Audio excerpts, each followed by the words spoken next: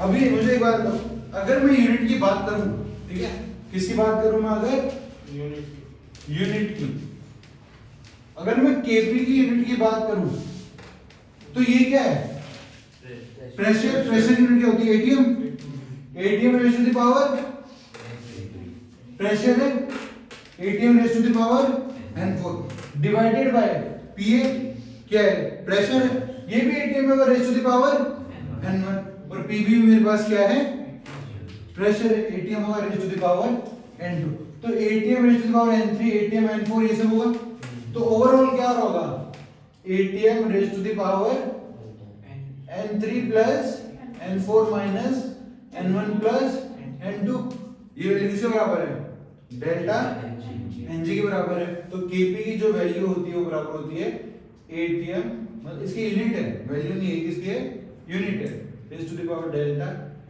NG के, ठीक है। अगर मैं बात करूं ऐसे ही केसी की, केसी में क्या होगा, concentration concentration concentration concentration concentration in terms of molarity है, तो क्या लिखेंगे, मोल अपॉन लीटर, तो मैं लिख दूंगा mole litre inverse raise to the power delta n, ठीक है। आगे बात सुनिए, मोलैरिटी लिख दी ना, मोलैरिटी क्या होती है, मोल्स अपॉन वॉल्यूम, मोल्स को मोल से लिख दिया, अपॉन वॉल्यूम को लीटर इनवर्स लिख दिया, यूनिट की बात कर रहे हैं हम लोग, ठीक है, अपॉन डेल्टा, ये मेरे पास यूनिट होती है केपी और केसी, लिख लो इसको फटाफट, unit of KP and KC,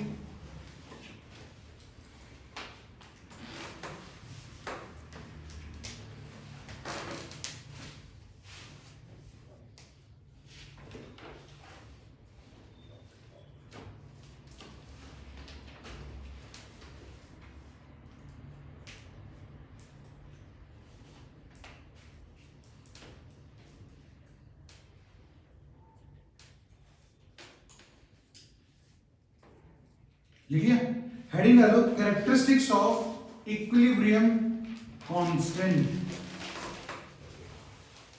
characteristics of equilibrium constant,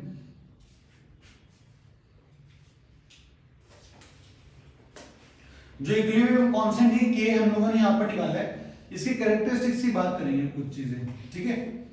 इसमें सबसे पहला पॉइंट लिखो आप, characteristics of equilibrium constant लिखिए, फर्स्ट पॉइंट लिखो, equilibrium constant does not depend upon concentration of various reactants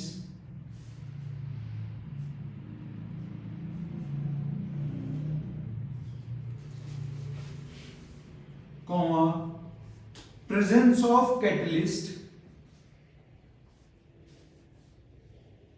comma direction from which equilibrium is reached,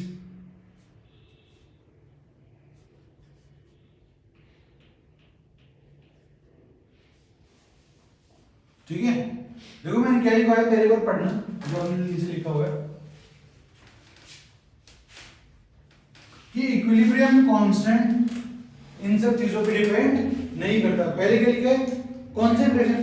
अभी बताओ अगर इस रिएक्शन में मैं Kc लिखूंगा तो क्या लिखूंगा, concentration of C raise to the power n3, concentration of D raise to the power n4 upon concentration of A raise to the power n1 and concentration of B raise to the power n2, ये लिखूंगा। Equilibrium constant है, यहां से क्या लिखी हुई है, concentration तो लिखिए, और ऐसे ये तो जी बात है, खुद ही आप किस पे लिखवा रहे हो, और वहां लिख रहे हो डिपेंड नहीं करती, ठीक है ना।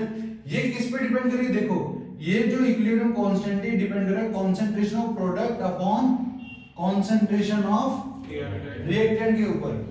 अगर आपके प्रोडक्ट की कंसंट्रेशन बढ़ रही होगी, समझो ट्वाइस हो गई है, तो अब कब होगा, जब रिएक्टेंट भी तो बढ़ेगा तभी तो प्रोडक्ट भी तो बढ़ेगा। तो अगर ये ट्वाइस होगी तो ये भी क्या होगी, ट्वाइस हो जाएगी। तो जो इनका रेशियो होता है हमेशा क्या हो जाता है, कैंसिल हो जाता है, ठीक है, इसलिए इंडिविजुअल रिएक्टेंट की कंसंट्रेशन पे डिपेंड नहीं करता, पहली चीज। और ये जो कंसंट्रेशन होती है, ये कौन से टाइप की कंसंट्रेशन होती है? इक्विलिब्रियम कंसंट्रेशन होती है। कौन सी होती है ये? वो कंसंट्रेशन लिखते हैं जब इक्विलिब्रियम अटेन हुआ होगा, उस टाइम पर ये कंसंट्रेशन कितनी थी। इनिशियली चाहे आप 10 मोल लो 20 मोल लो, इससे फर्क नहीं पड़ता। इक्विलिब्रियम जब आएगा उस टाइम पे जो कंसंट्रेशन होती है, उस कंसंट्रेशन को यहां पर लिखा जाता है कि नहीं? हम लोग क्या करते हैं, ये कंसंट्रेशन कौन सी होती है? जब इक्विलिब्रियम अटेन हुआ था, वो वाली कंसंट्रेशन यहां पर लिखते हैं। ये इस बात का ध्यान रखना और इस चीज को अपनी बुद्धि में हमेशा डाल रखना। इतनी बार ये क्वेश्चन आया और हर बार बच्चे गलती करते ही करते हैं, क्योंकि ये एक्सप्रेशन याद होता है और वहां पर 3-4 फैक्टर लिखे होते हैं, concentration, temperature, pressure, presence of catalyst, और अगर लास्ट ऑप्शन दे दिया ऑल ऑफ दिस, तो ऑल ऑफ दिस पे टिक कर देंगे 1 सेकंड में। ठीक है, इस चीज का ध्यान रखना कि जो मेरा ये इक्विलिब्रियम कांस्टेंट है, सिर्फ एक ही चीज पे डिपेंड करता है, वो होते है टेम्परेचर, बाकी किसी चीज पे डिपेंडेंट नहीं होता। ठीक है, ये जो आप कंसंट्रेशन लिख रहे हो, इक्विलिब्रियम कंसंट्रेशन है। ठीक है, इक्विलिब्रियम पे वही कंसंट्रेशन आएगी, चाहे आप इनिशियल मोल कुछ भी ले लो, घूम फिर के वहीं पहुंच जाओगे। ठीक है, ये बात समझ में आ गई? इसलिए तो ये क्या है, इक्विलिब्रियम कांस्टेंट है, ये वैल्यू कांस्टेंट ही रहेगी, कंसंट्रेशन पे डिपेंड नहीं करेगी, प्रेशर पे डिपेंड नहीं करेगी। प्रेजेंस ऑफ कैटलिस्ट ले रहे हो नहीं ले रहे हो, अगर कैटलिस्ट ले रहे हो, इक्विलिब्रियम जल्दी आ जाएगा। जो टाइम अटेन होता है इक्विलिब्रियम आने में, वो क्या होगा, जल्दी हो जाएगा, बट इसकी वैल्यू में कोई भी फर्क नहीं आएगा। ठीक है, तो इक्विलिब्रियम जो है मेरा सिर्फ किस पे डिपेंड करता है, टेम्परेचर पे, इन सब की कंसंट्रेशन पे डिपेंडेंट नहीं होता है। ठीक है, आगे बात समझ। तो अगर मैं आगे एग्जाम में क्वेश्चन दूं कि भाई मेरा केसी वैल्यू तो, और ये सब मैंने आपको गिवन दे रखा है, मैं बोलूं अगर मैं आपको एक एक्सप्रेशन देता हूं, Kc is equals to a square into b upon c, समझ लो मैंने ऐसे कुछ दे दिया, मैंने बोला a b c अपनी इक्विलिब्रियम कंसंट्रेशन है, अगर मैं a की कंसंट्रेशन को डबल कर दूं तो जो मेरा नया Kc आएगा वो कितना होगा, सेम ही रहेगा। कभी भी दिमाग में लगाना यार 2a रख के स्क्वायर हो गया 4 टाइम्स हो गया तो 4 टाइम्स हो गया, गलत हो जाएगा आंसर। क्या रहेगा, वो सेम रहेगा, कंसंट्रेशन पे डिपेंडेंट नहीं होता है। क्योंकि अगर A की कंसंट्रेशन बढ़ेगी तो खुद ही सोचो ना, ये रिएक्शन का मतलब क्या होता है, C कन्वर्ट हो रहा है 2A प्लस B के अंदर। अगर A की कंसंट्रेशन कैसे बढ़ गई भाई, C भी तो बढ़ेगा तभी तो आगे जाएगा रिएक्शन, और B में भी कोई ना कोई फर्क आएगा, तो ओवरऑल रेशियो उनका पहले जितना ही रहेगा, कोई चेंज नहीं आता उसके अंदर। ठीक है, तो ऐसा मतलब रिएक्शन तो यही है ना, अगर A बोल दें ट्वाइस हो गया तो भाई B में भी तो चेंज आया होगा, वो भी तो बताओ कितना है, C में तो चेंज आएगा, वो भी बताओ कितना है, वो नहीं बताएंगे आपसे। ठीक है, तो ऐसा एक्सप्रेशन कुछ भी दे रखा हो, बोलेंगे A की कंसंट्रेशन डबल कर दी, B की हाफ कर दी, C की 3 टाइम्स कर दी, बताओ क्या है, मैथमेटिक्स नहीं लगानी है वहां पे, दिमाग लगा लेना कि भाई यहां पर मेरे पास क्या गिवन है, Kc गिवन है। तो इक्विलिब्रियम में कांस्टेंट रहती है कंसंट्रेशन। हां, ठीक है, ओनली टेम्परेचर से वेरी करती, बाकी किसी चीज से नहीं करती। आगे बात समझ में? ठीक है, नेक्स्ट पॉइंट लिखो, the equilibrium constant does not give or do not give, लिख लो, the equilibrium constant do not give any idea about time taken to attain equilibrium, time taken to attain equilibrium। ठीक है, अगर मैं आपको दो Kc की value दे दूं, एक तो Kc इसका जो मैंने आपको 5 दे दिया, Kc डैश मैंने आपको दे दिया 10। ठीक है, मैं बोलूं बताओ किस में इक्विलिब्रियम जल्दी आया होगा, नहीं बता सकते हम, ये थोड़ी बताइए कितने टाइम में इक्विलिब्रियम अटेन हो गई होगी। तो जो ये इक्विलिब्रियम कांस्टेंट है, मुझे ये इंफॉर्मेशन नहीं देता कि इक्विलिब्रियम कितने टाइम के बाद आया होगा। ये क्या बता सकता है, आपको रेशियो बता सकता है इक्विलिब्रियम कांस्टेंट वैल्यूज का, कि इक्विलिब्रियम पे जो आपके पास प्रोडक्ट की कंसंट्रेशन अपॉन रिएक्टेंट की कंसंट्रेशन की इतनी वैल्यू होती है, और ये वैल्यू मेरे इक्विलिब्रियम के दौरान कांस्टेंट रहती है। ये आपको वो टाइम नहीं बताएगा कि कितनी देर बाद इक्विलिब्रियम आया है। ठीक है, मैं केसी 5 देख के ये नहीं बता सकता कि इक्विलिब्रियम 1 घंटे में आ गया होगा, और अगर केसी की वैल्यू 10 है तो मतलब 2 घंटे में आया होगा, ऐसा कुछ नहीं है। ठीक है, कभी आपको बोले भाई इक्विलिब्रियम आपका आया है 2 घंटे में, तो ये कितने में आएगा, तो ये मत सोच लेना 5 8 10 है तो 4 आवर में आ गया होगा, ऐसा कुछ भी नहीं है। इक्विलिब्रियम कांस्टेंट टाइम के बारे में कुछ भी नहीं बताता, ये ओलंपियाड में पूछा गया था, इसलिए मैंने आपको पॉइंट में लिखवा दिया। ठीक है, 2 केसी गिवन थे, एक केसी को बोला ये 5 केसी की वैल्यू 5 है और ये 2 घंटे में इक्विलिब्रियम को अटेन करता है। दूसरे रिएक्शन में केसी 10 है, तो कितने टाइम में करेगा, कुछ ऐसा नहीं है, आधा डबल कुछ भी नहीं। आप कहोगे we can not give any idea, हमें नहीं पता, कुछ भी हो सकता है, और कैन नॉट बी डिटरमाइन जो ऑप्शन होगा उसको टिक किया जाएगा। आगे बात सुनिए, नेक्स्ट पॉइंट लिखो, equilibrium constant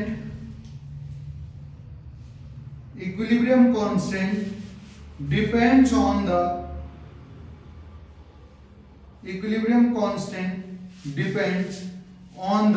stoichiometric representation of a reaction.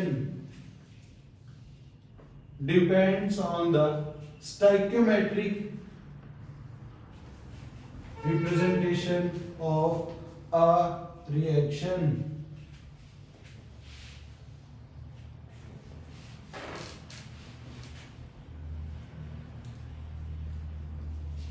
ये चीज को थोड़ा ध्यान से समझना है क्या है।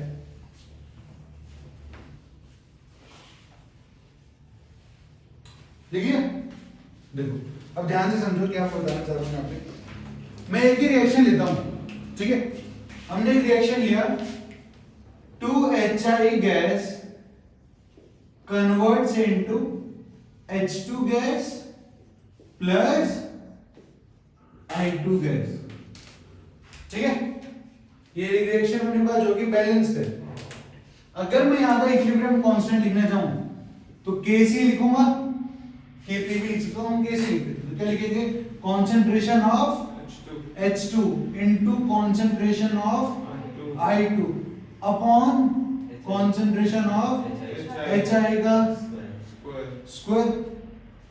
ये रिएक्शन ऐसे थी, ठीक है, मैं इस रिएक्शन को 2 मोल या 1 मोल में अगर लिख दूं तो क्या लिखूंगा, HI gas converts into half of H2 gas plus half of I2 gas. अगर मैं इस रिएक्शन के लिए Kc डैश लिखता हूं तो किसके बराबर होगा, concentration of H2 raise to the power half, concentration of I2 raise to the power half upon concentration of HI। बोलो है ना, ठीक है। तो अगर मैं यहां पर इसको और इसको कंपेयर करूं तो ये वैल्यू कितनी हो गई है, एक दूसरे की रूट हो गई है।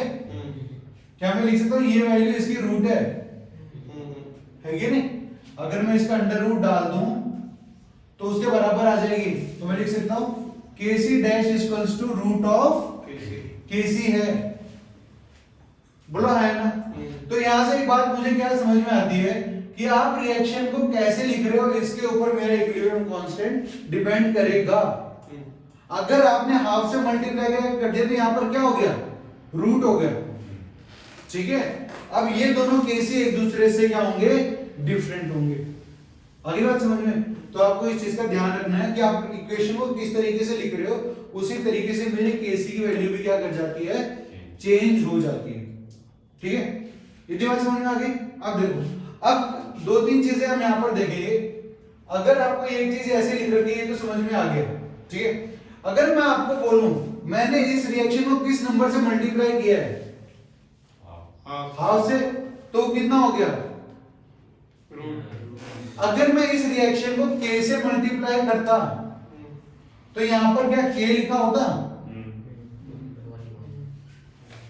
है कि नहीं, वरना कौन के नहीं, हाफ लिखते तो हाफ आ जाता, ट्वाइस कर देता तो 2 आ जाता, अगर मैं इसको थ्राइस कर देता तो 3 आ जाता। जो भी मल्टीप्लाई करता है इसे कहां चला जाता, वो पावर में चला जाता, ठीक है। तो यहां पर एक बात हमें ये समझ में आती है कि मैं जिस भी नंबर से, इंटीजर से, फ्रैक्शन से मल्टीप्लाई करूंगा वो पुराने वाले केसी के क्या हो जाएगा, पावर में चला जाएगा, ठीक है। एक चीज ये, दूसरी देखो, अभी मत निकालिए, समझ ले पहले। मैं लिखता हूं a plus B is in equilibrium with c, ठीक है। और फिर मैं बोलता हूं इसका इक्विलिब्रियम कांस्टेंट है k1, ठीक है। दूसरी रिएक्शन लेता हूं मैं c plus d is in equilibrium with e, इसका इक्विलिब्रियम कांस्टेंट है k2, ठीक है। अगर मैं इन दोनों रिएक्शन को मल्टीप्लाई ऐड कर रहा हूं, क्या कर रहा हूं ऐड, तो क्या होगा c से c कैंसिल हो गया, तो बन जाएगा मेरे पास a plus b plus d is in equilibrium with e, ठीक है। मुझे k1 की वैल्यू बता सकते हो कितनी होगी, बताओ k1 की वैल्यू कैसे निकालेंगे, concentration of c upon concentration of a into concentration of b। k2 की वैल्यू कितनी होगी, concentration of E upon concentration of C into concentration of D। मैं बोलता हूं जो फाइनल रिएक्शन है इसका इक्विलिब्रियम कांस्टेंट K है, क्या है K, तो K की वैल्यू कितनी होगी, concentration of E upon concentration of A concentration of B concentration of D। क्या मैं इन दोनों को मिला जुला के इक्वेशन बना सकता हूं, नहीं बना सकता, और कब बना सकता हूं तो क्या करना पड़ेगा, दोनों को मल्टीप्लाई कर दो, देखो c से c कट जाएगा, ऊपर e रह जाएगा, नीचे a b d रह जाएगा, तो मतलब जो मेरा k होगा वो किसके बराबर होगा, k1 इनटू k2 के। मतलब अगर आप दो रिएक्शन को ऐड करते हैं तो इनके इक्विलिब्रियम कांस्टेंट क्या हो जाते हैं, मल्टीप्लाई हो जाते हैं। अगर मैं दो को माइनस कर रहा हूं तो क्या हो जाएगा, डिवाइड हो जाएगा। इतनी बात समझ आ गई। देखो मैं बता दूं, आपको एक इक्वेशन गिवन थी, अगर मैंने किसी कांस्टेंट से मल्टीप्लाई कर दिया तो जो नया इक्विलिब्रियम कांस्टेंट होगा वो उसकी पावर में चला जाएगा। दो से मल्टीप्लाई कर दिया तो अगर शुरुआत में 2 था तो अब 4 हो जाएगा, स्क्वायर हो जाता है, ठीक है। अगर दो इक्वेशन को आप ऐड कर रहे हो तो जो नया इक्विलिब्रियम कांस्टेंट आने वाला है वो दोनों के मल्टीप्लाई के प्रोडक्ट के बराबर होगा। अगर दोनों को माइनस करके तीसरी इक्वेशन बन रही है तो उन दोनों को क्या करना पड़ेगा, मुझे डिवाइड करना पड़ेगा। बोली थी बात समझ आ गई, इसके अंदर कोई डाउट है। अगर मैं रिएक्शन को पलट दूं, क्या कर दूं, पलट दूं मतलब इन्वर्स कर दूं या रिवर्स कर दूं, तब क्या होगा, देखो कोई बड़ी बात नहीं है इसमें। ऊपर वाली इक्वेशन को उल्टा करके लिख देते हैं, H2 gas plus I2 gas is in equilibrium with 2HI gas. अगर मैं इसके लिए Kc डैश लिखता हूं नया तो किसके बराबर होगा, कंसंट्रेशन ऑफ HI का square upon concentration of H2 into concentration of I2। ये दोनों वैल्यू एक दूसरे की क्या है, इनवर्स है। मतलब अगर आप रिएक्शन को क्या कर देते हो, रिवर्स कर देते हो, या रिएक्शन को पलट रहे हो तो उनका इक्विलिब्रियम कांस्टेंट क्या हो जाता है, इनवर्स हो जाता है। रिएक्शन को रिवर्स करोगे ये क्या हो जाएंगे, एक दूसरे के इनवर्स हो जाएंगे। तो नया Kc डैश किसके बराबर होगा, 1 अपॉन Kc के बराबर होगा। ये चार चीज आपको ध्यान रखनी है, ठीक है। पहली चीज क्या है, आपसे पूछते जाता हूं, अगर मैं किसी नंबर से मल्टीप्लाई कर दूं पूरी इक्वेशन को तो जो नया वाला इक्विलिब्रियम कांस्टेंट होगा उसका क्या होगा, उसी पावर में चला जाएगा पुराने वाले के। तो जो मेरा Kc डैश होगा वो बराबर होगा Kc raise to the power के जो भी नंबर से मैंने मल्टीप्लाई किया है। अगर मैं दो इक्वेशन को ऐड करता हूं तो इक्विलिब्रियम कांस्टेंट क्या होंगे, दोनों के मल्टीप्लाई, माइनस करूंगा तो डिवाइड हो जाएंगे। अगर इक्वेशन को पलट देता हूं तो वो दोनों एक दूसरे क्या हो जाएंगे, इनवर्स हो जाएंगे। समझ आ गई बात। ये चार बातें लिखते हैं, लिखो फटाफट, फिर इसे लिखेंगे। लिखो पहला पॉइंट, कैरेक्टरिस्टिक्स के अंदर ही है ये। हाँ सेकंड पॉइंट मैंने आपको थर्ड पॉइंट जो लिखा है ना कि स्टैइकियोमेट्रिक पे डिपेंड करता है, उसी के अंदर लिख जाना सब पार्ट बना के। पहले लिखो, when a reaction is reverse, when a reaction is reversed, its K value will get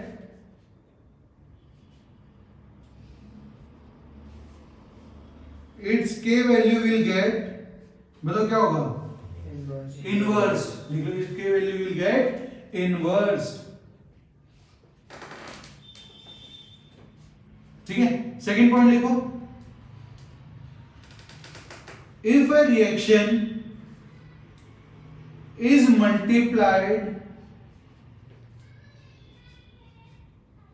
by any number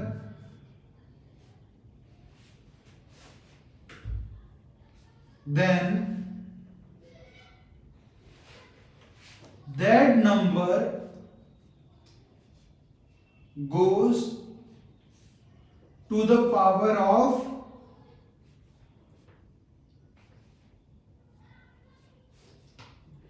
k is equilibrium constant, ठीक है, उसके पावर में चढ़ जाएगा, ठीक है, कोई डाउट है इसके अंदर? थर्ड पॉइंट लिखो, if two reactions are added or subtracted together, if two reactions are added or subtracted together, their k value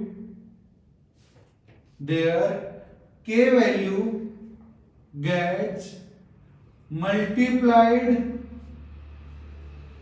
or divided respectively.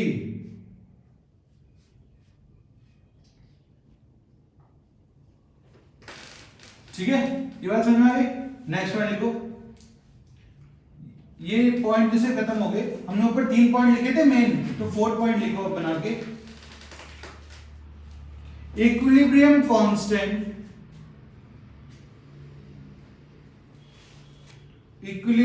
Constant depends on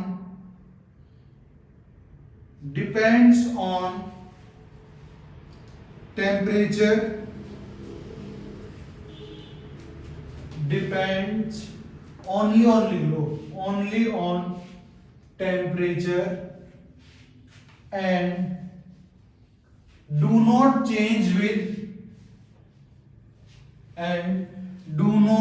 change with pressure, concentration, volume, etc. इन सब चीजों से change नहीं होता, ठीक है। अब लिखो question, सामने लिखा हूं मैं क्वेश्चन, उस क्वेश्चन को लिखो, N2 gas plus 3H2 gas converts into 2NH3 gas, इस रिएक्शन का इक्विलिब्रियम कांस्टेंट है K1, फिर आपके पास N2 gas plus O2 gas converts into 2NO, इस रिएक्शन का इक्विलिब्रियम कांस्टेंट है K2, H2 gas plus half O2 gas converts into H2O gas, इसका equilibrium constant है K3। क्वेश्चन है calculate equilibrium constant for the reaction 4NH3 gas plus 5O2 gas converts into 4NO gas plus 6H2O gas.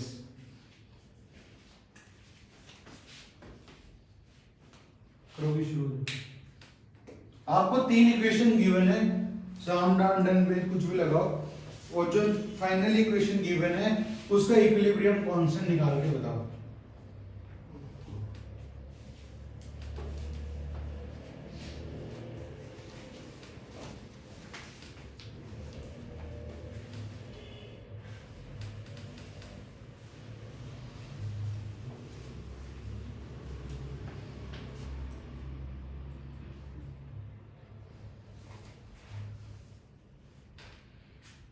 नीचे वाली equation को देखो और ऊपर वाली 3 इक्वेशन को ऐसे मॉडिफाई करो कि आप तीसरी इक्वेशन जो फाइनल इक्वेशन है 4th वाली, इसको बना सको, ठीक है। और आपको पता ही है, अगर दो इक्वेशन को ऐड करोगे तो इक्विलिब्रियम कांस्टेंट मल्टीप्लाई हो जाता है, सब्ट्रैक्ट करोगे तो डिवाइड हो जाता है, रिवर्स करोगे तो इनवर्स हो जाता है। क्या करना है देखो।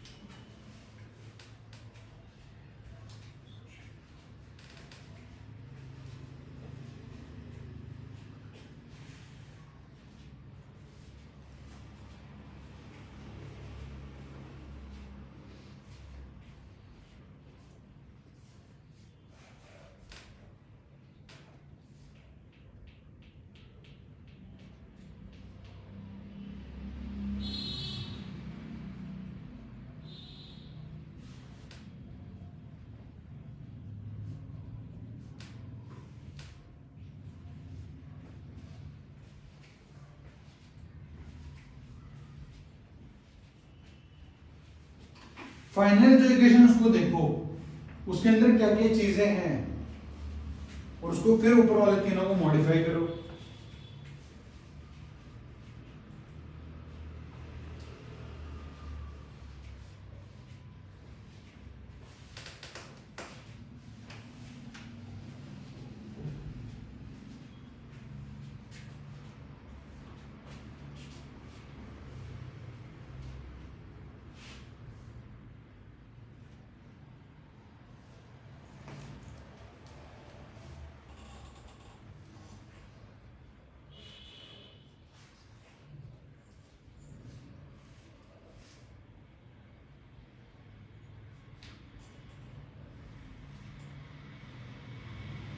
सर जो फाइनल इक्विलिब्रियम कांस्टेंट आएगा वो सारे उनका सम होगा।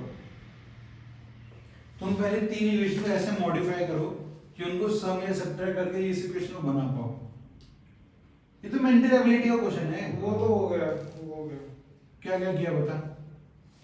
सर फर्स्ट वाली को तो रिवर्स कर दिया, ठीक है, फिर उसके बाद 2 से मल्टीप्लाई कर दिया, ठीक किया, तो 1/k1 की पावर स्क्वायर।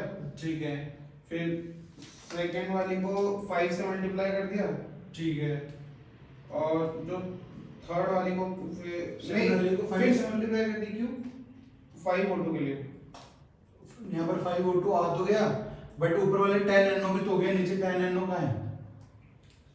मैं बताता हूँ, पहले दूसरी को माइनस कर दो। बेगो कर दो, तो खुद जा। मैंने कर दिया, सही देखो, मजाक नहीं कर रहा हूँ। क्या दोनों का कर दो? पहले दूसरी को माइनस कर दो। नहीं, क्यों? एंड टू एंड हट जाएगा, वो माइनस में आ जाएंगे बस दोनों। क्या चीज? पहली दूसरी है, पहली दूसरी को माइनस करो, एंड टू कर दिया। हाँ। 3H2 - O2 और 2H3 - NO2। मुझे आंसर बता। आंसर आने वाला है मतलब सही। ये तो बता दो कि सबका अगर k हमारा आ गया सारे इक्वेशन का, तो फाइनल सबका तो मैंने के दे ही रखा है। नहीं मॉडिफाई करने के बाद, ठीक है, फिर उसके बाद अगर हम सबको जोड़ देते हैं तो सब मल्टीप्लाई हो जाएंगे। तो सब मल्टीप्लाई हो जाते हैं। अभी तो बताया मैंने, इक्वेशन को ऐड करोगे तो क्या हो जाता है? मल्टीप्लाई। अब देखो करते कैसे हैं, दिमाग कैसे लगाते हैं। यहाँ पर मेरे पास क्या है, 4NH3 है। अब NH3 मेरा इस साइड आ रहा है, ये तो साइड लेके आना ही पड़ेगा, तो मैं इसको क्या कर दूंगा, रिवर्स कर दूंगा। ठीक है, तो मैं लिखूंगा 2NH3 changes into N2 gas plus 3H2 gas. ठीक है, अब यहाँ पर 4 है, बाकी पूरी रिएक्शन कहीं आपको NH3 दिखाई दे रहा है? नहीं, एक ही जगह वो यही है, और ये भी 4 होना चाहिए। मतलब इस रिएक्शन को क्या कर दूंगा मैं, इनटू। तो इसका इक्विलिब्रियम कांस्टेंट क्या होगा? पहले तो रिवर्स कर दे तो इनवर्स हो गया होगा, और 2 से मल्टीप्लाई करूंगा तो क्या हो जाएगा, स्क्वायर हो जाएगा। तो ये 1/k1 स्क्वायर हो गया। बोला है ना, इसमें कोई डाउट है? ठीक है, अब आता है दूसरे रिएक्शन पे। NO यहीं पे और मुझे यही चाहिए, तो इसको मैं छेड़ूंगा नहीं। अब देखो NO यहां पर भी है मेरे पास, और यहाँ पर भी आ गया, ये दोनों सेम साइड आगे रहने दो। अब यहाँ पर क्या है, वाटर है, इस साइड भी वाटर है। वाटर कितने चाहिए मुझे, 6, तो इसको इनटू क्या कर देंगे, 6 कर देंगे, ठीक है। इसको इनटू 6 करेंगे तो क्या हो जाएगा, ये 6H2 gas plus 3O2 gas convert into 6H2, तो K3 पावर में क्या हो जाएगा 6। अब तो ये 3O2 ये रहा, और अगर मैं इसको 2 से मल्टीप्लाई 2 ही हो जाएगा तो 5 हो जाएगा। ऊपर वाली को एज इट इज लिख दो, ऊपर वाली को इनटू 2 कर दो, ठीक है। तो ये क्या हो जाएगा मेरे पास 2N2 gas plus 2O2 gas convert into 4NO। इसका क्या होगा, K2 का स्क्वायर हो जाएगा। अब देखो सबको ऐड करता हूं तो क्या होता है, सबको ऐड करूंगा तो क्या हो जाएगा, यहाँ पे ये 6 हाइड्रोजन से 6 हाइड्रोजन चले गए, ठीक है। 2NH3 इंटू 2 तो कितना हो गया 4NH3 प्लस 2 और 3 5O2 4NO प्लस 6H2। कब आया, जब मैंने इन सबको क्या कर दिया, ऐड कर दिया। इन सबको ऐड किया तो इक्विलिब्रियम कांस्टेंट क्या हो जाएंगे, मल्टीप्लाई। तो K की वैल्यू क्या हो जाएगी मेरे पास, अपॉन K1 स्क्वायर, ऊपर होगा K2 का स्क्वायर इनटू K3 की पावर 6। इसका आंसर बनेगा। अभी बात समझ में आया, कोई डाउट है? सर फिर से एक बार ये बता दो, ये NO वाला नहीं आया, मेरा एक NO एक्स्ट्रा आ रहा है। कौन सा NO एक्स्ट्रा गया, 10 NO एक्स्ट्रा आ रहा 10 इसलिए आ रहे हैं ना, तूने यहाँ पर 5 से मल्टीप्लाई कर दिया, हाँ ठीक है। क्यों किया 5 से मल्टीप्लाई, तो यहाँ पर 10 हो गया ना, फिर ये NO। तूने जब यहाँ पर 6 से मल्टीप्लाई करेगा तो 3 O2 ये बन जाएंगे, 2 ये हो जाएंगे, दोनों मिलके 5 नहीं हो जाएंगे। अगली बात समझ में, ये दिमाग में, ठीक है। कोई दिक्कत इसके अंदर, जो यहाँ 6 से मल्टीप्लाई किया वाटर 6 करने के लिए, तो ये 3 O2 बन गया, अपने आप 5 बन गए, ठीक है। और तब को ऐड कर दिया। इस तरह के क्वेश्चन अक्सर पूछे जाते हैं जेईई मेंस और नीट के अंदर, ठीक है। इक्विलिब्रियम से पूछ लेता, 3 इक्वेशन देगा, फाइनली का पूछ लेगा आपसे, ठीक है। चलो आगे बढ़ते हैं, हेडिंग डालो। अगले टॉपिक पढ़ने से पहले मैं आपको डाल्टन्स लॉ का थोड़ा सा बताऊं, तो हेडिंग डालो, Dalton's law of partial pressure.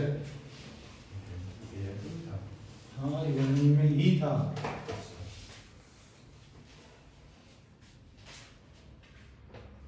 मैंने कल परसों भी बताया था आपको डाल्टन्स लॉ, बता दो फिर फॉर्मूला क्या बताया था मैंने आपको। सर वो इनको बताया था, मोल फ्रैक्शन, अगर मेरे पास कोई गैस है तो उसका पार्शियल प्रेशर, मतलब उस गैस का प्रेशर बराबर होता है किसके, mole fraction into total pressure के बराबर, ठीक है। इसके बराबर होता है मेरे पास, है ना, ठीक है। अब देखो मैं आपको एक केस देता हूं कि मेरे पास एक कंटेनर है, क्या है मेरे पास एक कंटेनर, जहां पर 3 गैस मेरे पास प्रेजेंट है। क्या है मेरे पास 3 गैस, CH4, ठीक है, एक ले लो आप O2, एक ले लो आप SO2, ये ले लिया, ठीक है। अब ये 3 गैस जो है वो टोटल प्रेशर जो यहां बनता है, आप मान लो 20 atm है, ठीक है ना, कितना मान लिया हम लोग 20 atm।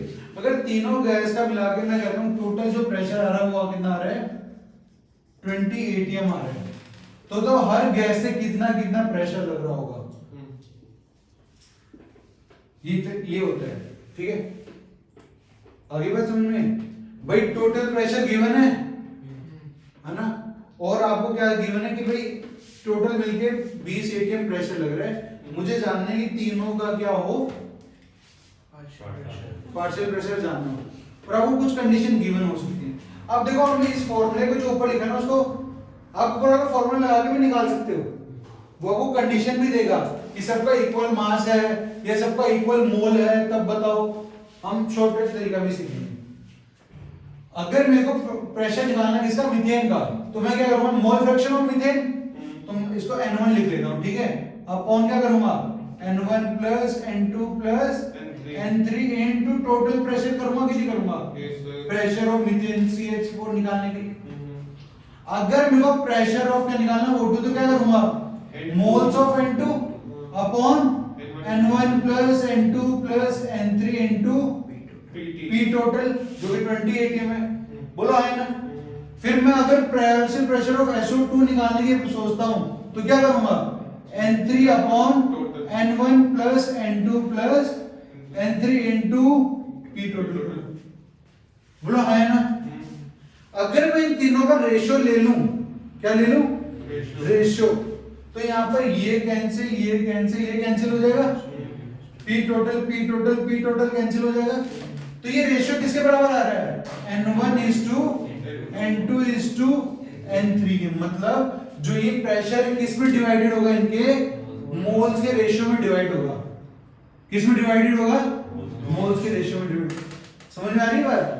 कोई डाउट है? मैत्री पूछ यहां पर क्या बात समझ में नहीं आई? सर वो आपने पार्शियल प्रेशर CH4O2 क्या निकाला? ये कैसे लिखा? ठीक है, जो प्रेशर होता है गैस का, ठीक है, डाल्टन्स लॉ बोलते हैं, वो mole fraction into total pressure के बराबर होता है। टोटल प्रेशर कंटेनर का कितना है हम समझते हैं, ये अपने रूम में एक कंटेनर है, यहाँ पर ये तीन गैसेस प्रेजेंट है, मीथेन, ऑक्सीजन और SO2 गैस, और टोटल प्रेशर जो इस रूम के अंदर वो कितना है 28। मैं जानना चाहता हूं कि मीथेन कितना प्रेशर लगा रही होगी, ऑक्सीजन कितना प्रेशर लगा रही होगी और SO2 गैस कितना प्रेशर लगा रही होगी। तो डाल्टन्स लॉ के अकॉर्डिंग मोल फ्रैक्शन क्या होता है मोल्स अपॉन टोटल मोल्स। मैं लिखता हूं अगर मैं पार्शियल प्रेशर ऑफ मीथेन लिखूंगा, इसको मैंने N1 मान लिया, तो N1 upon total moles, N1 N2 और N3 के into total pressure of oxygen क्या लिखूंगा N2 इसके moles upon total moles into total pressure of acid इसके moles upon total mole into total pressure. बोल बात समझ आ गई यहाँ पे? अगर मैं तीनों का रेशियो लेता हूं तो ये तो डिनोमिनेटर सबका सेम है, N1 plus N2 plus N3, ये तीनों क्या हो गए कैंसिल हो गए। P टोटल सब में सेम है, ये भी कैंसिल हो गया। तो ये रेशियो किसके बराबर आ रहा है, इनके मोल्स के रेशियो में आ रहा है। किसके रेशियो में आ रहा है, ये बात आपको ध्यान रखनी है। जो भी प्रेशर डिवाइड होगा हमेशा किस रेशियो में डिवाइड होगा, उनके मोल्स के रेशियो में डिवाइड होगा। मोल्स का रेशियो है ये, ठीक है। अब मुझे एक बात बताओ, मेरे को ये क्वेश्चन को सॉल्व करना है। मैं आपको एक चीज देता हूं, यहां तक बात समझ में आई है? रटने का कुछ भी नहीं है, दिमाग लगाओगे, कॉमन सेंस, बात समझ में आ जाएगी। ऊपर रखा था रेशियो ले लिया। अब मैं आपको एक कंडीशन गिवन करता हूं। मैं बोलता हूं तीन गैसेस हैं, मीथेन, ऑक्सीजन और SO2 गैस है, सल्फर डाइऑक्साइड गैस आपके पास प्रेजेंट है। मैंने तीनों का क्या लिया है, इक्वल मास लिया है। क्या लिया? इक्वल मास। मैं देखो क्वेश्चन दे रहा हूं आपको एक ना, आपके पास तीन गैस है, मीथेन, ठीक है, ऑक्सीजन और SO2, और तीनों गैस का मैंने आपको क्या दिया हुआ है सेम मास। सेम मास बोलो या फिर हम क्या लिख लेंगे इक्वल मास लिख लेंगे, ठीक है। मुझे और टोटल प्रेशर जो है वो आ रहा है कितना 20 ATM। तो आप मुझे तीनों गैस से लगने वाला प्रेशर बताओ, ठीक है। तो हम क्या करेंगे, एक तरीका, तीनों का इक्वल मास गिवन है, तीनों का क्या गिवन है मेरे पास इक्वल मास गिवन है। इक्वल मास गिवन है तो एक मास मान लेता हूं मैं x, तीनों का x मान लेते हैं। तो देखो यहां पे लिखूंगा x by molar mass of methane, यहां पर क्या लिखूंगा x by molar mass of oxygen और x by molar mass of SO2 divided by x upon molar mass of methane plus molar mass of, ये सबका मोल से निकालूंगा। बेफालतू का काम कर रहे हैं कि नहीं कर रहे? नीचे डिनोमिनेटर में सबके मोल से निकालेंगे, फिर सबका रेशियो लेंगे।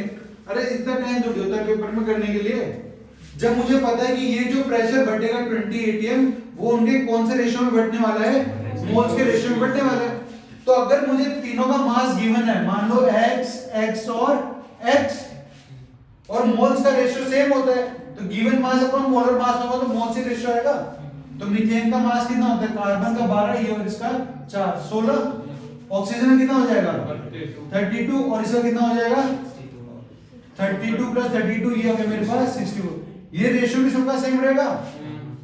64 कॉमन ले लो सब में, अगर सबको 64 से मल्टीप्लाई कर दूं मैं तो ये कितना हो गया 4 टाइम्स, ये हो गया कितना 2 टाइम्स, और ये हो गया मतलब 4:2 2:1 के रेशियो में ये गैसेस बढ़ रही होंगी। और अब ये क्वेश्चन देखो कैसा बन गया है। अगर मैं आपको बोलूं 3 चीजें हैं, यह नॉर्मल सी बात है, मैं कहता हूं 3 बच्चे हैं और 20 टॉफी है। कितने? 3 बच्चे हैं और 20 टॉफी है। आपको 4:2:1 के रेशियो में चॉकलेट देनी है, तो कैसे दोगे? तो क्या करते थे? 9 10 में गया ना, 4x + 2x + x कितना हो गया टोटल?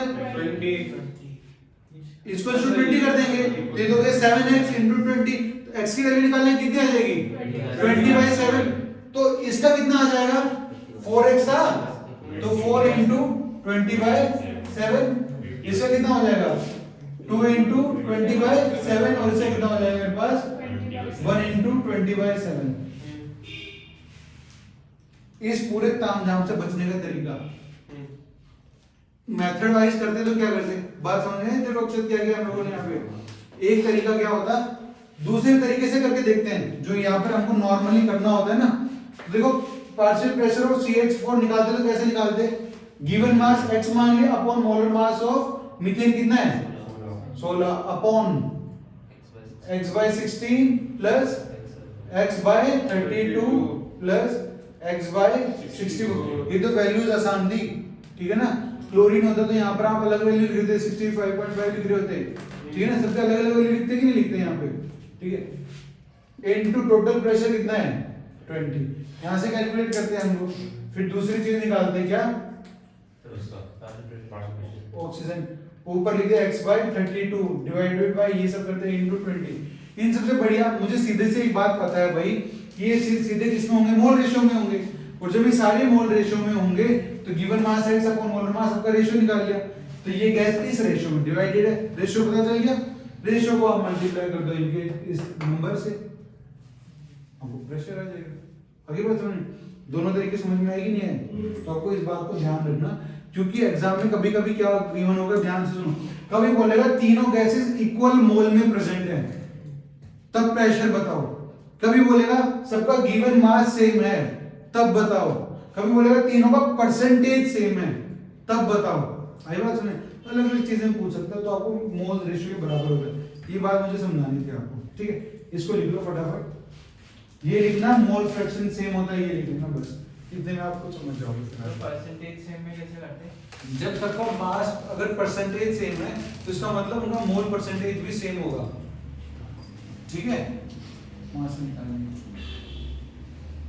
सर हेडिंग क्या थी? Dalton's law of partial pressure.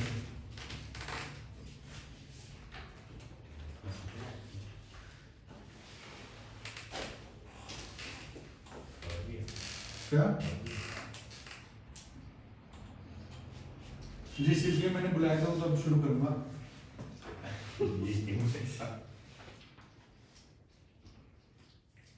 क्यों चीज जरूरी है, कहीं पे भी देखोगे बुक से पढ़ोगे नहीं आएगी समझ में, समझा दूंगा तो समझ जाओगे।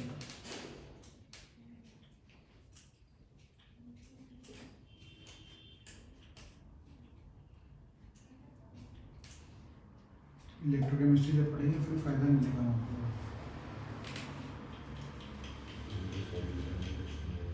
इसको फटाफट लिख लो, हैंड राइटिंग कंपटीशन अपना, और वो N1 भी लिखा है, N2 है जो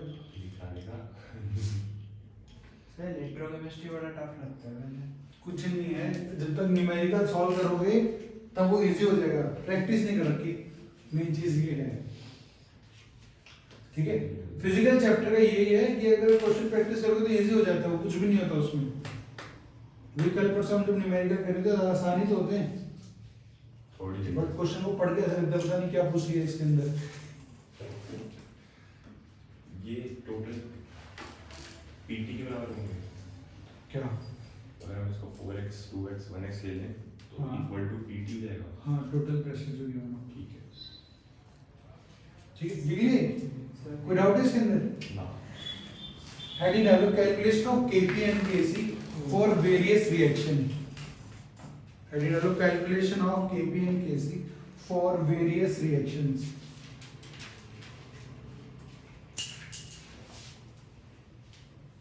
For various reaction.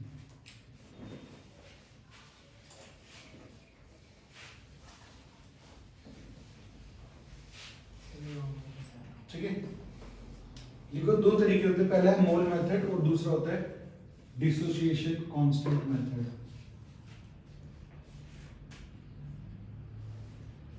पहला कौन सा था? मोल मेथड और दूसरा होता है डिसोसिएशन कांस्टेंट मेथड। पहले मोल मेथड पढ़ेंगे, बाद में डिसोसिएशन कांस्टेंट मेथड पढ़ेंगे। Dissociation constant method,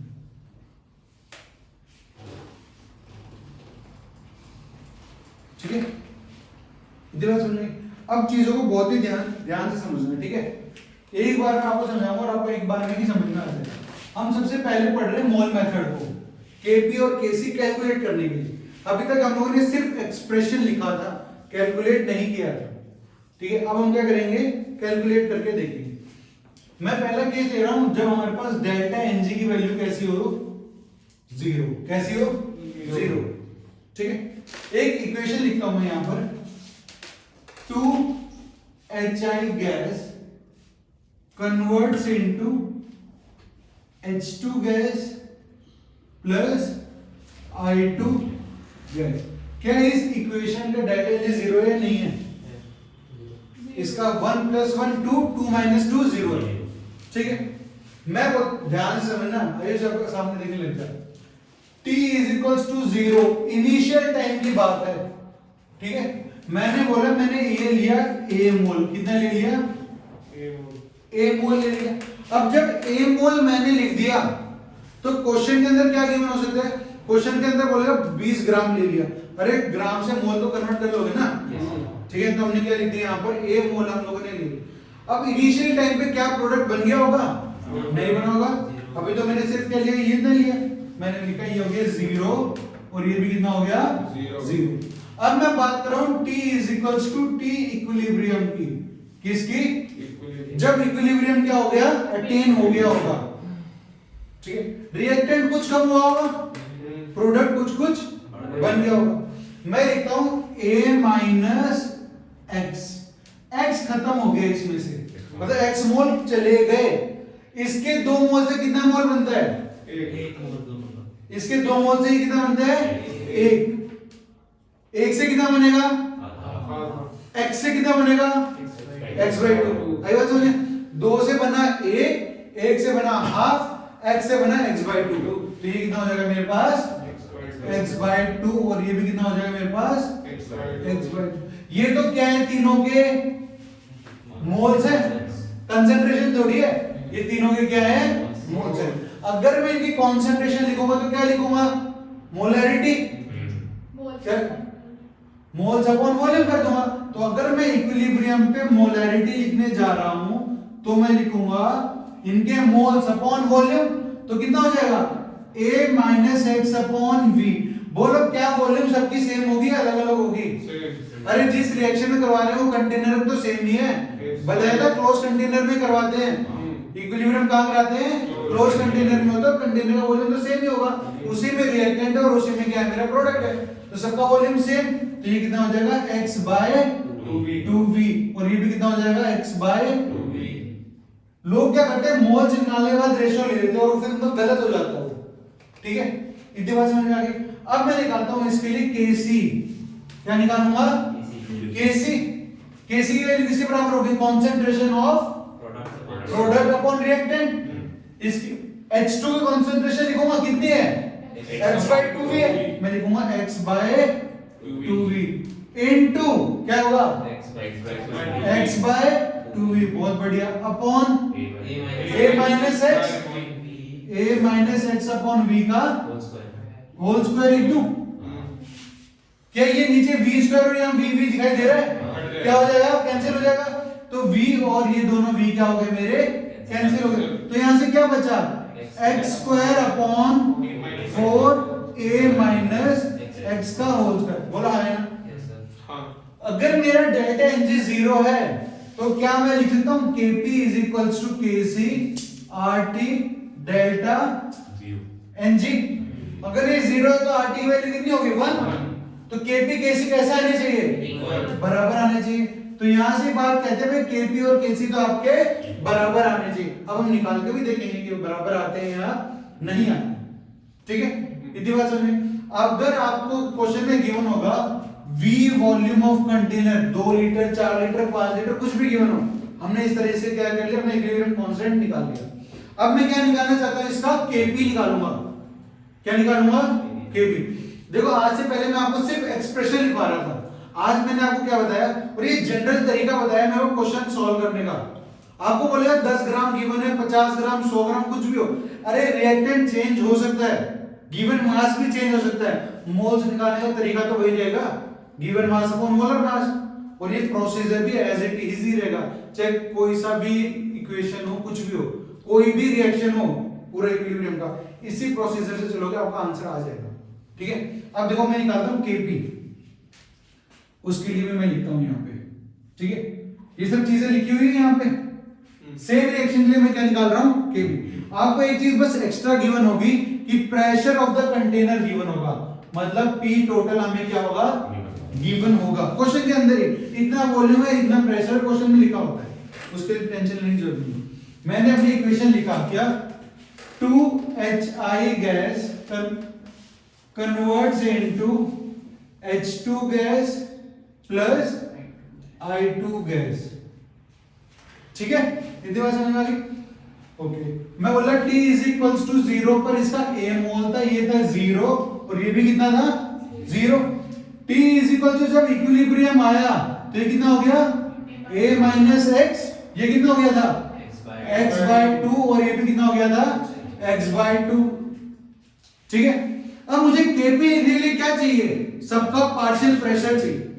partial pressure लिखना किसने सिखाया, डाल्टन ने सिखाया ना, ये भी आपको क्या था, पार्शियल प्रेशर बराबर था mole fraction into P total.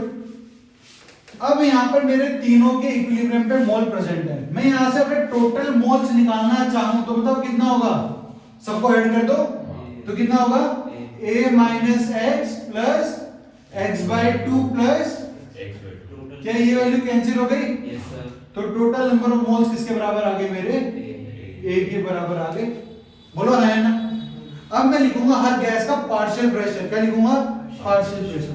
तो पार्शियल प्रेशर लिखने का तरीका अभी बताया मैंने आपको, mole fraction into total pressure. इस गैस का मोल फ्रैक्शन कितना है, इसके मोल्स अपॉन टोटल मोल कितना है, इनटू टोटल प्रेशर मेरे पास गिवन है Pt। Pt नहीं लिखते, T से कंफ्यूज हो जाएगा, तो सिर्फ मैंने क्या लिख दिया, P। ठीक है, ये मेरे पास इस गैस का पार्शियल प्रेशर आ गया। H2 गैस का पार्शियल प्रेशर निकाल सकते हैं कैसे, मोल्स कितने हैं, x by 2 upon total mole कितना है, A इनटू टोटल प्रेशर कितना है, P। बोलो बात समझ में आ गई? इसी तरीके से I2 गैस का निकाल लूंगा, कैसे, मोल्स कितने हैं, x by 2 total mole A into pressure P। बोला है ना, आगे बढ़। अब Kp का एक्सप्रेशन कैसे लिखते थे, partial pressure of H2 into partial pressure of I2 upon partial pressure of HI का स्क्वायर, ये था। तो लिखूंगा मैं xp upon 2a into xp upon 2a divided by a minus x upon a into p का whole square. p into p क्या होगा, p square, upon में क्या है, p स्क्वायर है। तो अगर प्रेशर से प्रेशर कट गया, बोलो है ना, तो यहां से क्या बच गया, Kp की वैल्यू किसके बराबर आ रही है, x इनटू x स्क्वायर। ये a इनटू a और ये a स्क्वायर कैंसिल हो गया, तो क्या हो गया, x square upon 2 into 2 4 upon a minus x का, क्या ये दोनों चीज बराबर आ गई, ये देख लो, और वो एक्सप्रेशन दोनों बराबर आ गए, तो हमने उसको वैसे भी प्रूफ कर दिया। बोलो बात समझ में आएगी नहीं? अगर मैं आपको गैस दे दूं, कंटेनर का टोटल प्रेशर दे दूं, और अगर मैं बोल दूं इसका गिवन मास मेरे को पता है, तो मोल्स निकालेंगे, मोल्स निकालने के बाद आगे प्रोसीड करेंगे। यही तरीका होता है, इसके अलावा कोई तरीका नहीं। ठीक है, कोई भी रिएक्शन हो, कुछ भी हो, तरीका मेरा यही रहेगा। क्या डिसोसिएशन के तरीके निकालेंगे, वहां पर भी कुछ नहीं होगा। यहाँ पर हम क्या बोलेंगे, x डिसोशिएट हो गया, अरे ये तो बोला हमने A में से x मोल टूट गए, वहां पर हम क्या बोलेंगे, अल्फा मोल टूट गए। फर्क ये जब हम डिसोसिएशन की बात करें तो हम एक मोल का बताते हैं, एक मोल में से टूटेगा तो इतना टूटेगा, रेशियो होता है वो। ये वर्ड कुछ नहीं है, ठीक है। लिखो इसको, सर मोल मेथड है। हाँ ये मोल मेथड, इसको लिखो फटाफट। इसके दोनों पार्ट और करा देता हूँ, जब डेल्टा जी ग्रेटर देन 0 होगा या लेस देन 0 होगा, खुद ही समझ जाओगे। लिखो फटाफट, लिखो इसे, ऊपर देखने की जरूरत भी नहीं है, अगर आते तो खुद से लिखे जाओ फटाफट, ऊपर से चेक कर लेना, नहीं बाद में चेक कर लेना, कुछ गलत तो नहीं है, बीच में अटक जाए तब चेक कर लेना।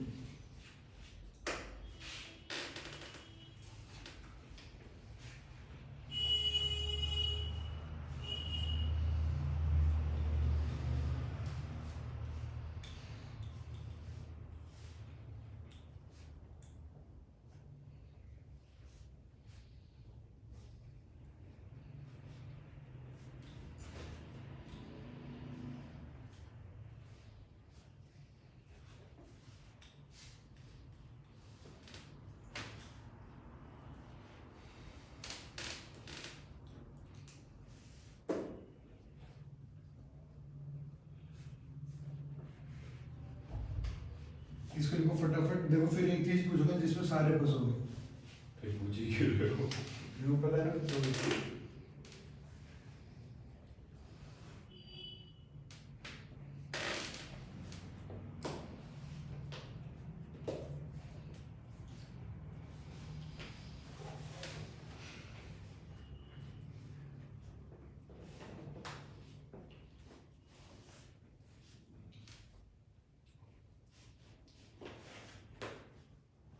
केसी वाला एक्सप्रेशन लिख लिया, हाँ केपी वाला लिखो फटाफट। इसमें देखना क्या, फटाफट उंगलियां चलाओ, खत्म करो, लिखते जाओ, पूरा लिखना है, लिख जल्दी जल्दी लिख कर। केसी लिख रहे, केपी का लिखा है। अच्छा मतलब तो आता ही है। अरे अभी देखना, अभी अटक जाएगा, मैं बता रहा था पहले बोल दिया मैंने।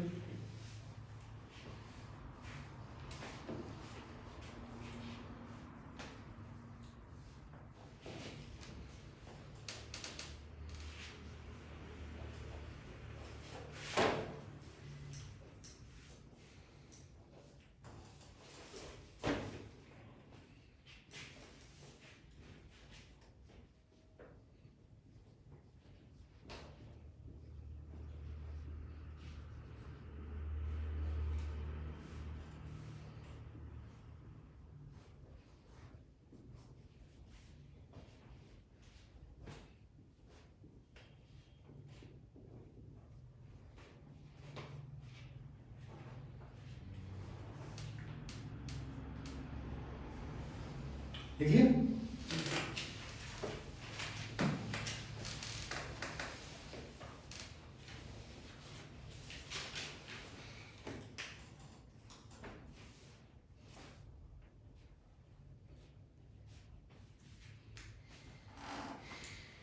हो गया? लिख लिया समझ?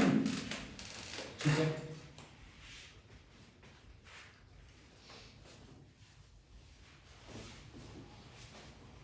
देखो अब हम रिएक्शन ले रहे हैं जिनका delta n g less than 0, ठीक है। इधर कितना है 2 -4 करेंगे तो -2 आएगा, मतलब लेस देन 0, ठीक।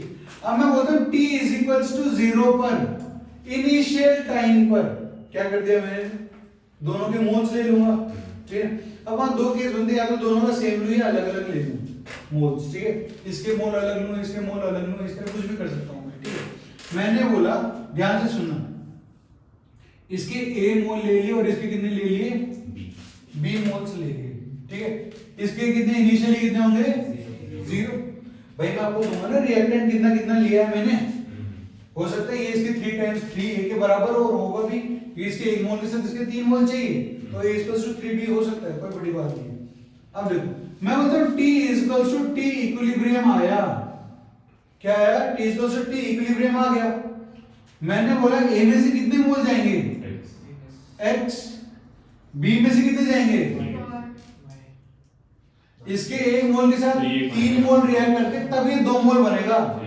तो अगर यहाँ से X जा रहे हैं तो B में से कितने जाएंगे, 3X चले जाएंगे, और ये कितने बन रहे हैं, 2 मोल बन रहे हैं, तो ये बन जाएगा मेरे पास 2X बन जाएगा। बोलो है ना, इसमें कोई डाउट है इस बात के अंदर? भाई इसके 1 मोल के साथ ये कितने मोल रिएक्ट करेंगे? 3। ये इसका 1 मोल जाएगा तो इसके 3 मोल जाएंगे, वो दोनों रिएक्ट करके ये 2 मोल बना रहे हैं। तो अगर इसके x जाते हैं तो इसके 3x जाएंगे, 2x बन जाएगा। आगे मेरी बात समझ में आई है? ठीक है। अब देखो मैं बोलता हूं, मैं क्या निकालूंगा? कंसंट्रेशन कैसे निकालते हैं?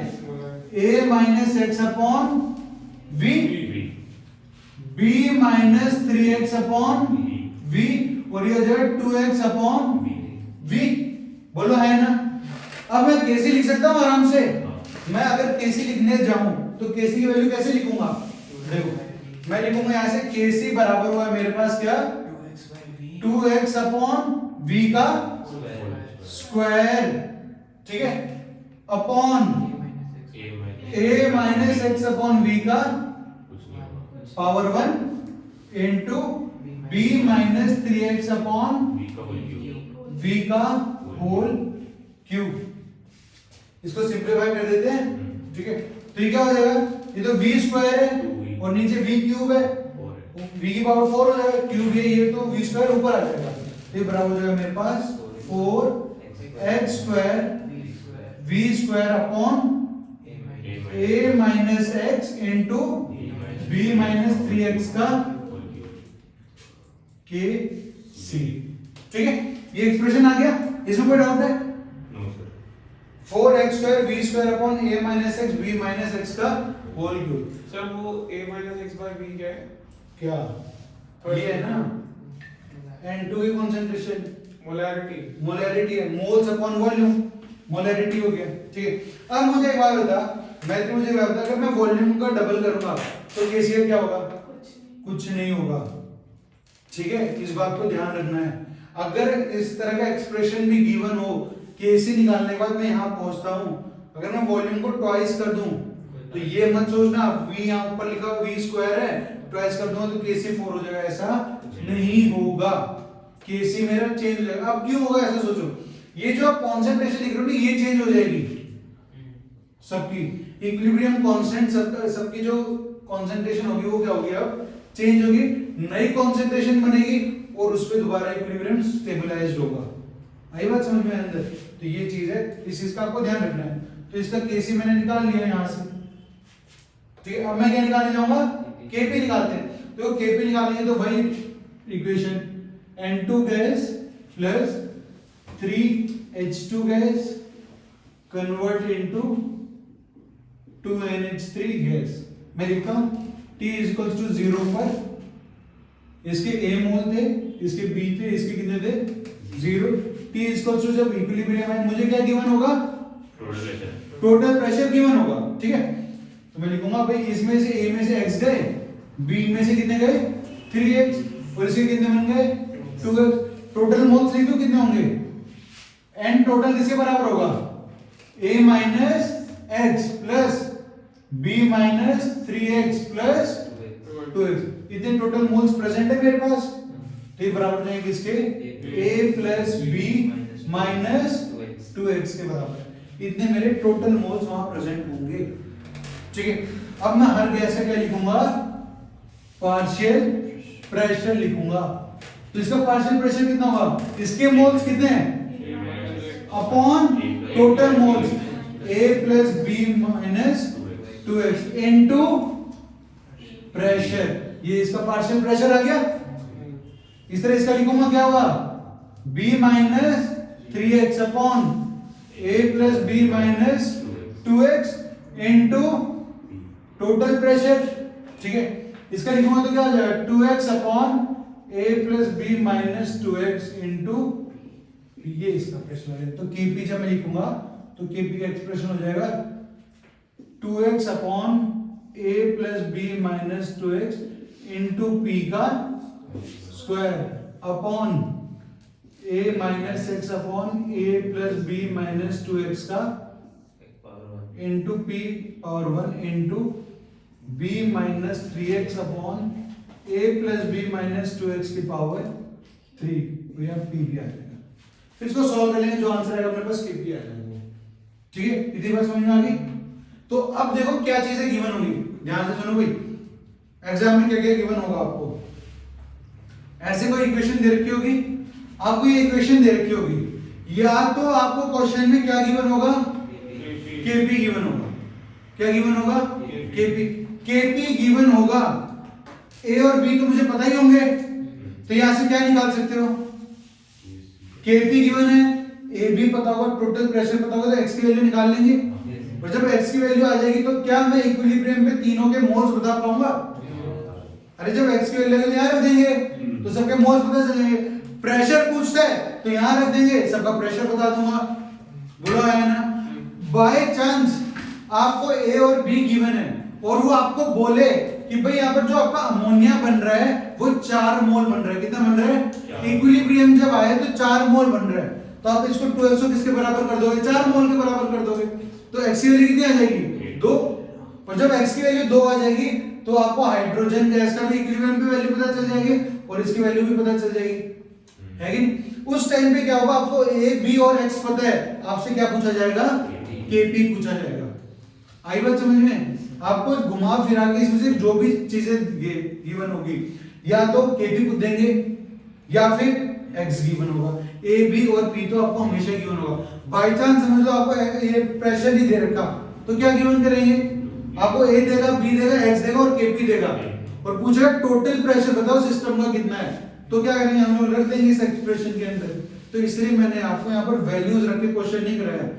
आपको क्या कराया? मैंने यहाँ पे आर्बिट्री वैल्यूज रख के करा दिया ताकि आप समझ जाओगे। अब एग्जाम में अगर वो आपसे पूछता है भाई मुझे रिएक्शन में ये इक्वेशन गिवन है, इक्विलिब्रियम पर इसके मोल्स गिवन है, दोनों का इनिशियल अमाउंट गिवन होगा, डिफरेंट करेगा तो क्या कर देगा? डिफिकल्ट करने के लिए दोनों का अमाउंट दे देगा। हम ए और बी का मोलर मास से डिवाइड करके सब मास निकाल लेंगे। तो ए बी वैल्यू पता होगी मुझे, ठीक है, एक्स पता होगा, पी निकाल लेंगे, के पी पता होगा। इस तरीके से सॉल्व करेंगे। उसको सॉल्व करेंगे तो ये वैल्यू दोनों बराबर नहीं आ रही है अभी, वो सिर्फ कौन से केस में आती है? केपी केसी बराबर होते कब? डेल्टा एनजी 0 होता है तब होता है, ठीक है। और यहाँ पर वैसे निकालोगे तो केपी की वैल्यू किसके बराबर होगी? KC RT raise to the power delta NG फिर -2 के बराबर होगा, ठीक है। प्रेशर और वॉल्यूम में ये डिफरेंस है। लिख लो इसे फटाफट। अगर मैं डेल्टा ग्रेटर देन 0 का दूंगा तो खुद से कर लोगे आप? वो मैं दे रहा हूं, फटाफट लिखो इसको। दोनों चीज में एक ही काम करना है। ये पूरा इक्विलिब्रियम का सार है और कुछ भी नहीं है चैप्टर के अंदर, यही करना है हर चैप्टर के अंदर। जो केमिकल इक्विलिब्रियम होएगा ना वहां पता क्या हो जाएगा? ये सब चेंज होंगे। यहाँ पर H+ आयन आ रहा होगा या OH आयन आ रहा होगा, उसकी कंसंट्रेशन निकालेंगे और वहां से pH निकालेंगे बस, और कुछ भी नहीं है। चाहे स्ट्रॉन्ग एसिड हो, स्ट्रॉन्ग बेस हो, कुछ भी हो, हर क्वेश्चन में यही करना है।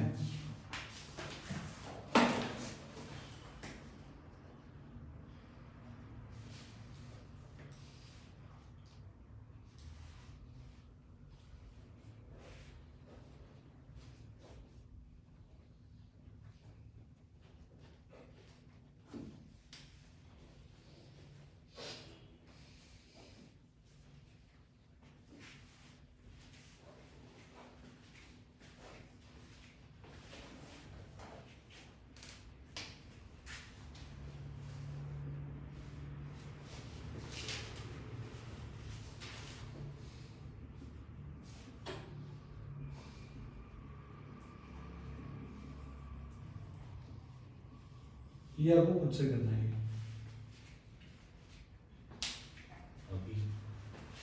घर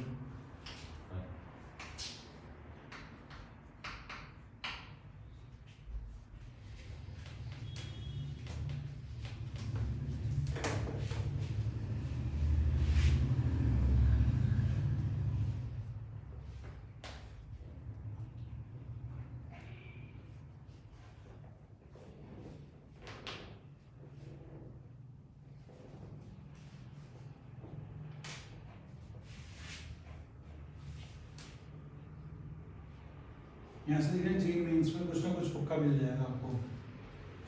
पहली चीज सही दिमाग में मिल गई तो 4 नंबर पक्का है। 4 से बनते सारे मार्क्स।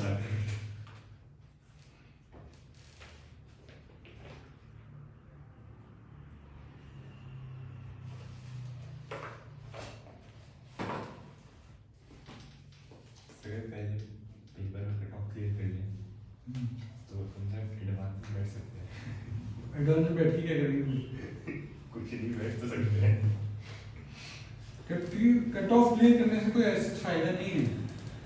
या तो मार्क्स से लेके आओ तो ही फायदा है, क्योंकि कट ऑफ क्लियर करके एडवांस में बैठ गए, वहाँ अगर गलती से फेल हो गए, गलती है पक्का गलती से करे। ठीक है, तो कोई फायदा नहीं है। 1.5 लाख में यहाँ पे वैसे भी कुछ नहीं मिलता है। 50,000 के आगे तो मुश्किल हो जाता है ना, 50,000 देने जब आके उसके बाद आके तो मुश्किल हो जाता है। 50,000 मिलता है कुछ तो फिर तो बस स्टेट कॉलेज के लिए अप्लाई करते रहो, ये हो जाता है। किसके लिए? स्टेट कॉलेज जो होते हैं ना, अच्छा उनके लिए। उनकी प्लेसमेंट कैसी होती है? खतरनाक, सीधा गूगल उससे पहले करते हो लोग। प्लेसमेंट और अभी बीच में बहुत ज़्यादा गैप है। पहले तो 2 मेन से पेपर आते हैं, एक एडवांस का पेपर आता है और 4 साल की इंजीनियरिंग आती है। ठीक है, इंजीनियरिंग में 8 सेमेस्टर आते हैं, जिसमें हर सेमेस्टर में 5 से 6 पेपर होते हैं। उसके बाद प्लेसमेंट होती है, और उसके बाद कंपनी आके अलग टेस्ट लेती है, इंटरव्यू लेती है, और फिर बोले कि आपको 4 लाख रुपए देंगे। बहुत सारी चीजें होती हैं इसमें। इससे पहले भी ट्रेनिंग लगा दो स्टाइपेंड। ठीक है, आज सुबह सीधे ऊपर वाला लिख लिया, वो करना है। तो identity करा दो। डायरेक्ट डाला तो तो डर लग